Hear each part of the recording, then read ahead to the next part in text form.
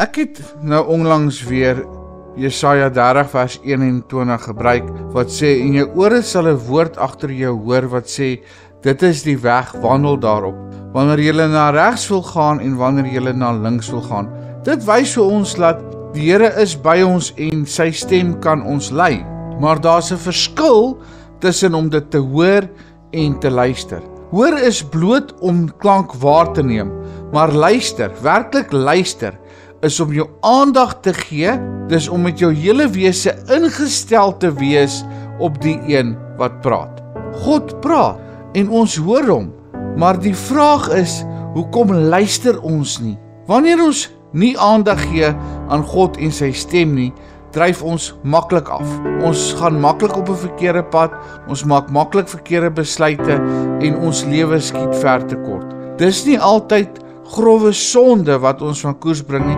Soms is dit net 'n oorvol program, ons kinders wat ons aandag vra, ons ambisie, of daai voetjie wat heeltyd ons aandag so trek, want dit is vol interessante afleidings. Sonder dat ons dit besef, begin ons geestelik terugval, en begin ons baie volg wat God nie vir ons beplan het nie, omdat ons nog sy stem hoor, maar ons luister nie, en ons gee nie genoeg aandag aan wat God sê en wat God verwag nie.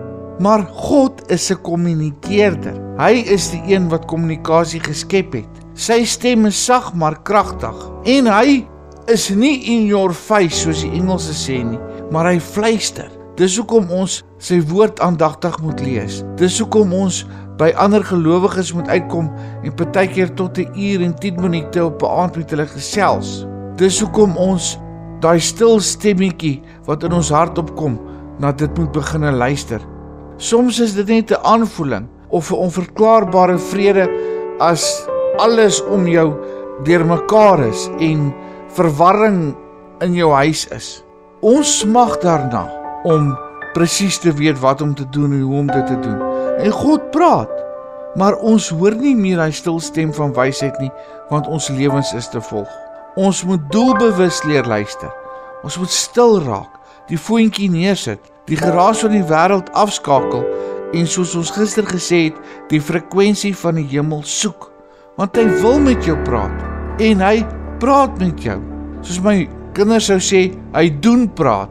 Psalm 85 vers 9 sê, ek wil hoor wat die Here spreek, want hy sal vrede spreek tot sy volk, en tot sy gunsgenote, maar laat hulle nie weer tot dwaasheid terugkeer nie.